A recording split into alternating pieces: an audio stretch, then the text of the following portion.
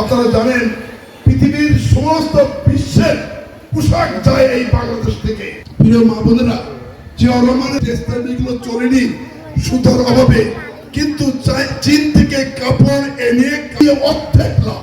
পৃথিবীর এমন কোন দেশ নেই উন্নত, আমেরিকা, কানাডা, অস্ট্রেলিয়া, তারপরে ব্রিটেন, সব পৃথিবীতে বাংলাদেশের কাপড় যায়, তার বিনিময়ে বৈদেশিক মুদ্রা অর্জন হয়, তার বিনিময়ে আজকে বাংলাদেশ স্বাবলম্বী হয়, বাংলাদেশের অর্থনীতি চাকা ঘুরে। বন্ধুগণ, এই যে বিদ্যুৎ আমরা জ্বলছে এখন, বিদ্যুৎ, এই বিদ্যুৎ ছিল না, সাতক্ষীরায় ছিল মাত্র একটা টিকটিক করে। তিনি পল্লী বিদ্যুৎ আনলেন, পল্লী বিদ্যুৎ এনে গ্রামকে গ্রামান্তর করলেন জিয়াউর রহমান। মাত্র 3.5 বছরে তাতে বিপ্লব শেষ করা যাবে না। তারপরে আমেরিকা থেকে প্রযুক্তি নিয়ে গ্রামের বিদ্যুৎ দেওয়ার জন্য এটা তোমাদের দিলাম সিম্বলিক, কারণ আমি একদিন বিদ্যুৎ আনবো। 77 সালে উনি দায়িত্ব নিয়ে এই টেলিভিশন দিলেন।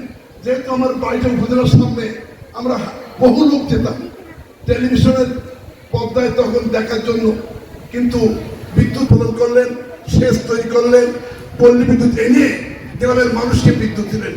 আরেকটি বড় যেটা মোস্তফা টুকে বলছে, দুটো রাস্তা দিতে হবে। আগে ছিল শুধু রাস্তা, ছিল না গ্রামীণ রাস্তা প্রজেক্ট।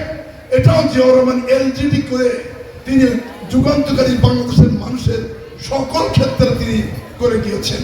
প্রিয় মা বোনেরা, জিয়াউর রহমানের বনে শেষ করা যাবে না। তারপরে তিনি সেই রাস্তা আজকে আমরা ঘরে ঘরে পিচ চলি।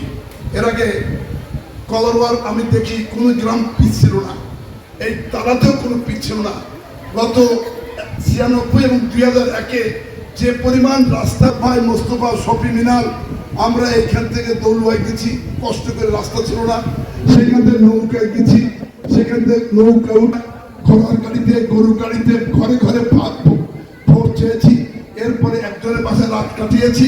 এরপরে সশস্ত্র ষড়যন্ত্র ছিল, এবং সেখান থেকে আমরা, আপনারা জানেন, গ্রামের সেই এক রাত থাকলাম, তখন সরবরাহ ছিল, আমরা সেই রাত থাকলাম, এবং সেখানে আমাদের অস্ত্রশস্ত্র দিয়ে আমাদের নিজেদের বন্দুকটা ছিল, পাহাড় দিয়ে আমরা রাখলাম। পরের দিন আবার কাদার মধ্যে হাঁটলাম। মানুষ জাহাজে চলতো, একসময় নদীতে যেত, আজকে গাড়িতে চলে।